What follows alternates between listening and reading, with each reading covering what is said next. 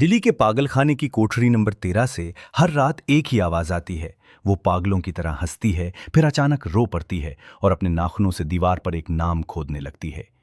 Delhi police के record के मुताबिक वो भारत की हिस्ट्री की सबसे खूबसूरत सीरियल किलर है, लेकिन कोई नहीं जानता कि इस मासूम चेहरे के पीछे कितने मर्दों की लाशें दफन हैं।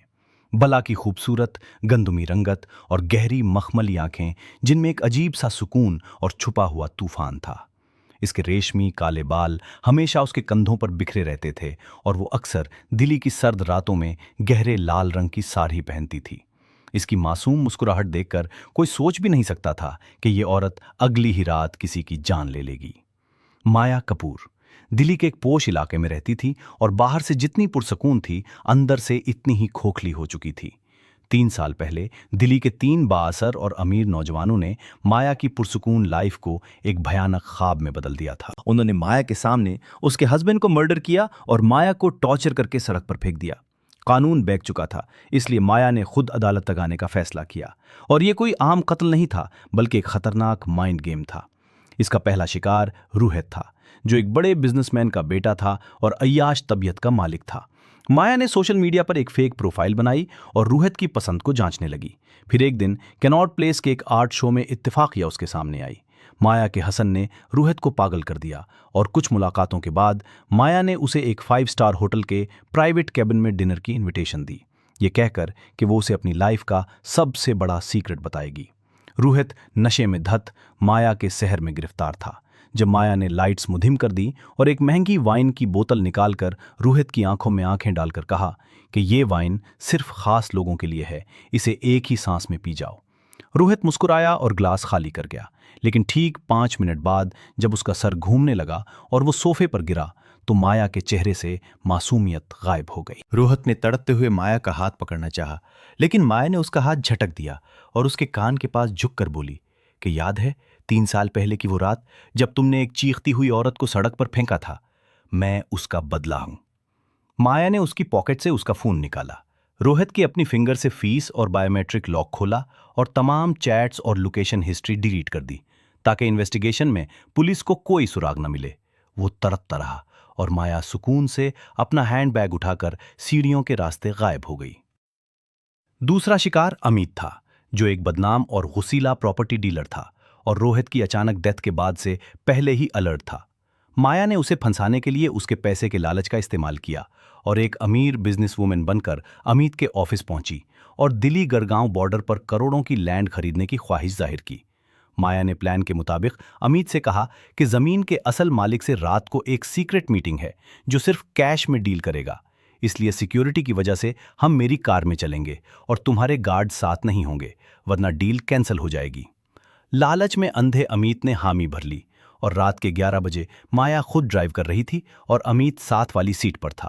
माया ने जानबूझकर कार के एसी में एक हल्का सा बेहोशी का स्प्रे मिक्स कर दिया, जो आहिस्ता आहिस्ता फैल रहा था, और अमित को जब तक हुनूदगी का एहसास हुआ, कार दिल्ली के एक सुनसान और अंडर कंस्ट्रक्शन हाईवे के पास पहुंच चुकी थी। अमित ने घबराकर कहा कि मुझे चक्कर आ रहे हैं, कार रोको।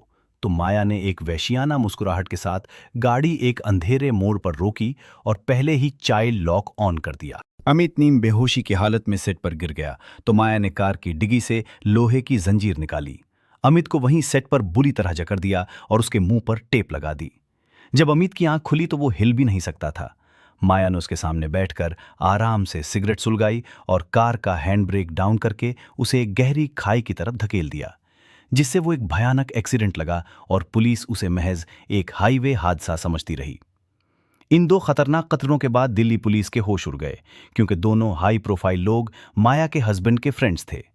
इन 2 हाई प्रोफाइल कत्लों के बाद दिल्ली पुलिस के इंस्पेक्टर दीपक ने जब रोहित और अमित के कॉल रिकॉर्ड्स और माजी को खंगाला, तो उन्हें एक मुश्तरका कड़ी मिली। दोनों माया के शौहर के करीबी दोस्त थे। पुलिस समझ गई कि अगला निशाना उनका तीसरा दोस्त विक्रम होगा। जब पुलिस विक्रम के पास पहुंची तो वहां माया का इलाज करने वाले साइकोट्रिस्ट डॉक्टर शर्मा भी मौजूद थे, जिन्होंने पुलिस को बताया कि माया अपने जहनी वहम के तहत विक्रम को मारने जरूर आएगी। पुलिस ने विक्रम का फोन टेप किया और जैसे ही माया ने उसे पुराने किले के पास बुलाया, पुलिस ने वहां सादा लिबास में जाल बिछा दिया।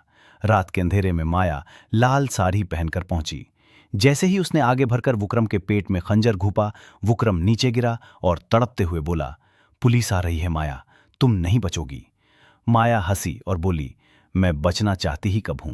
इसी वक्त पुलिस की गाड़ियों ने सायरन बजाते हुए माया को चारों तरफ से घेर लिया। लाइट्स माया के चेहरे पर पड़ी और इंस्पेक्टर के साथ जैसे ही डॉक्टर शर्मा आगे बढ़े, क्योंकि कहानी का सबसे बड़ा ट्विस्ट ये था कि माया का हस्बैंड 3 साल पहले मरा ही नहीं था, बल्कि हकीकत ये थी कि माया का हस्बैंड उसे धोखा देकर किसी और औरत के साथ भाग गया था। और इस सदमे ने माया के माइंड पर ऐसा असर किया कि उसने अपने जहन में ये फर्जी कहानी घड़ ली कि उसके हस्बैंड को मर्डर किया गया है।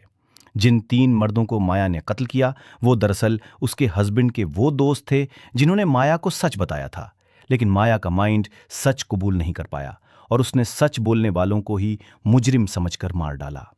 ये सच्चाई सामने आते ही माया का बच्चा कच्चा जहनी तवाजुन भी पूरी तरह डिस्ट्रॉय हो गया और वो जोर जोर से हंसती और चीखती हुई अपने हस्बैंड का नाम पुकारने लगी।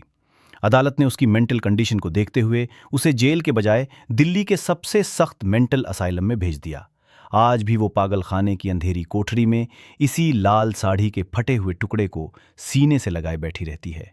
उसका वो खूबसूरत चेहरा अब खौफनाक हो चुका है और वो दिल्ली की रातों में सिर्फ एक ही जुमला दोहराती है कि मैंने